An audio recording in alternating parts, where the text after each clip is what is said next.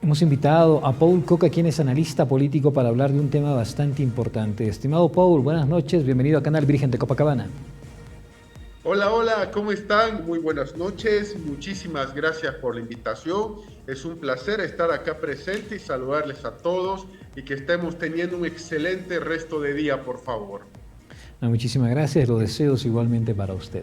El tema que nos trae a esta entrevista es las alianzas opositoras de cara a este proceso electoral. Usted, desde ese análisis que tiene de esta situación, ¿cómo califica esta alianza hasta el momento?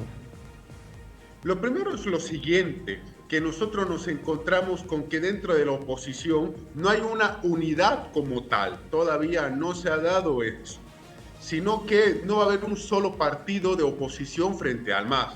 Van a haber muchísimos. ¿Por qué? Muchos de ellos no quieren apostar a las alianzas con otros partidos, sino argumentan con sectores de la sociedad.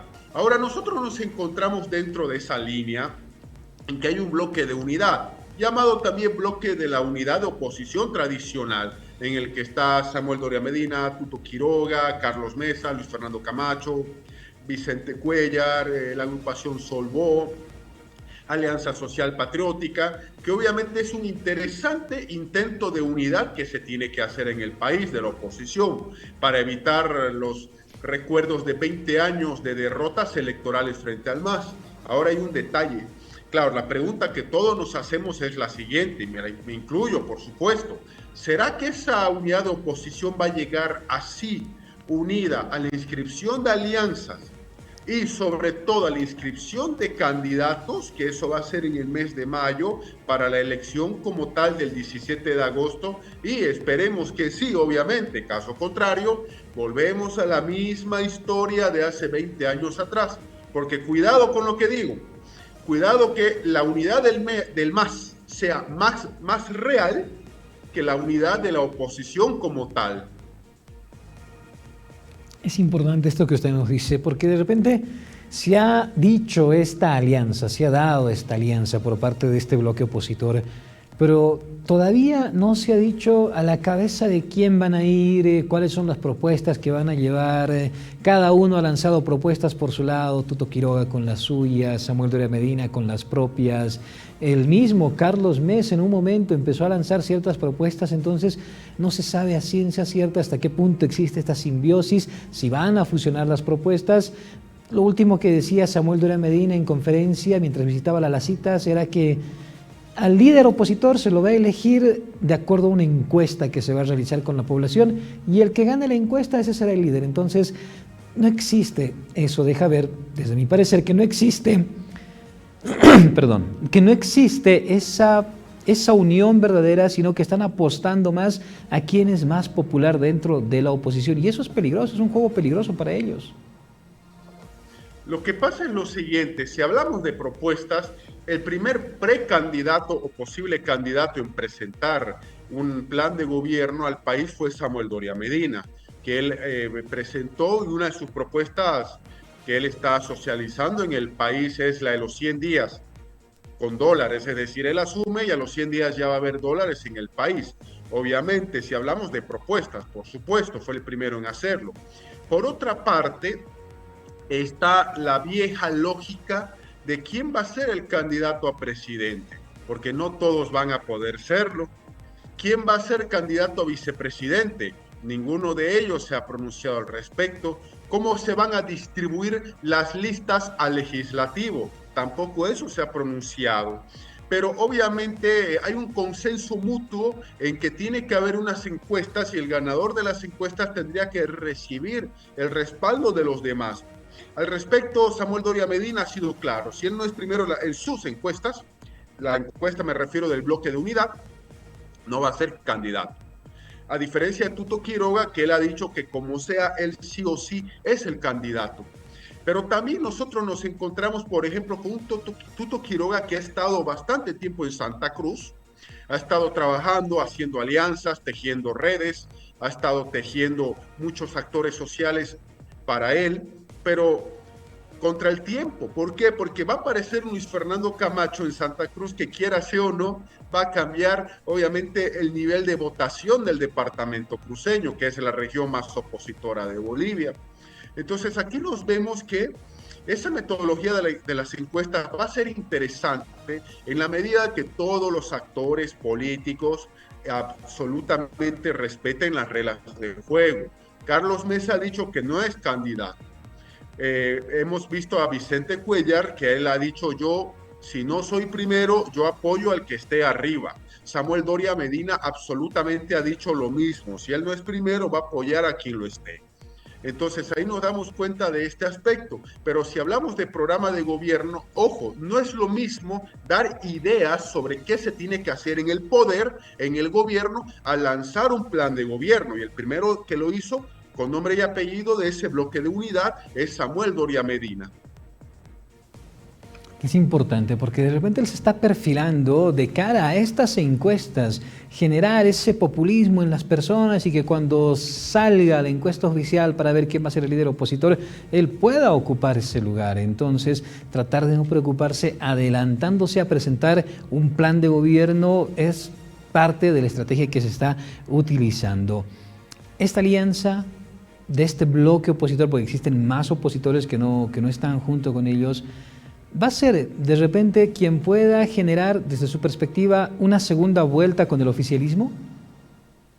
La primera parte de la pregunta es correcta. El bloque de unidad es solamente un grupo interesante, por cierto, de oposición. Hay otro que está a la cabeza de Manfred Reyes Villa, que también él está articulando alianzas en todo el país, por supuesto. Ahora, también hay otros grupos de oposición que con personería jurídica me refiero, únicamente hablaré de los que tienen personería. Por ejemplo, Nueva Generación Patriótica, nacida desde la ciudad del Alto y desde la ciudad de Cochabamba, que ya ha anunciado, ¿no?, que va a participar de manera independiente, pero llama a hacer alianzas ciudadanas, por ejemplo. Y también tenemos otras organizaciones con personería jurídica que, bueno, van a dar sus propias opiniones oficiales dentro del marco de la oposición, por supuesto, en próximas horas o jornadas. A fin de cuentas, hay que tomar serio lo que se viene. La oposición está en el mejor momento histórico, después de 20 años de derrota, para tratar de conseguir el poder en las urnas. Este es el mejor momento. Ojalá la oposición lo entienda y asuma la responsabilidad histórica, porque tras 20 años, sí, 20 años desde la victoria primera de Evo Morales, el 2005, como pasa el tiempo, en que la oposición los mismos errores los repetía. Se peleaban por quién era primero y al final cada uno iba por sus propias organizaciones políticas a recibir paliza del MAS. Ahora, aquí hay que tomar en cuenta lo siguiente. Yo, en la segunda parte de la pregunta, soy partidario de que puede darse por primera vez en la historia de Bolivia una segunda vuelta electoral. Habida cuenta de que el gobierno está haciendo aguas, un Evo Morales inhabilitado, Arce Catacora con números bajos, un MAS que prácticamente ya no se encuentra a sí mismo, hay que decirlo, una oposición que si se uniera en torno a visiones, programa de gobierno, trabajo territorial y renovación puede hacer mucha competencia al MAS. El MAS es el partido que está en el poder, no hay que subestimarlo, lo digo desde ya por si acaso. Entonces ahí nos damos cuenta por si acaso en el sentido de que primero es posible hoy más que antes la segunda vuelta. Segundo, va a ser un parlamento muy equilibrado. Y nuestros compatriotas tienen que ser sabios a la hora de elegir quién va a ser el diputado de nuestra zona, de nuestra circunscripción, por supuesto, en la parte de abajo de la papeleta. Por otra parte, también que el siguiente gobierno, sea el que sea que entre, va a tener un gobierno muy duro, muy difícil, porque la población boliviana, con justa razón, va a querer soluciones ya, soluciones inmediatas. Entonces, el gobierno que ingrese en noviembre de este año, que es la fecha de posesión, no de elección, la elección agosto, posible segunda vuelta octubre y la posesión noviembre, por si acaso, para que la población entienda, va a tener un gobierno muy difícil, va a ser un país muy difícil de gobernar.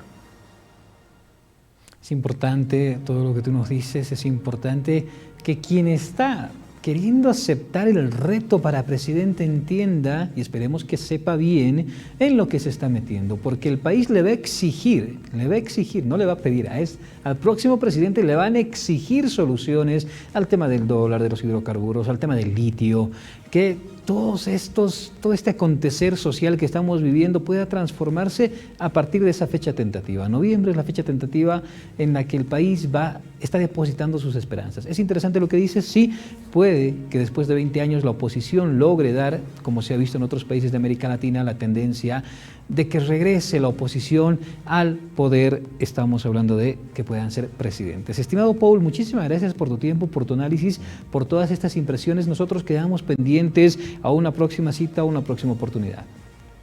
No, más bien yo soy el agradecido por la invitación. Con Canal Virgen de Copacabana yo tengo un gran aprecio. Me acuerdo bien, el primer medio, anécdota, si se me permite un par de segundos, por favor, el primer medio que me invitaba y me daba cobertura aquí en nuestro departamento, nuestro bellísimo departamento paceño. Así que yo les tengo a ustedes, a la audiencia, les tengo un enorme aprecio y voy a estar con ustedes cuando se me convoque. Muchísimas gracias.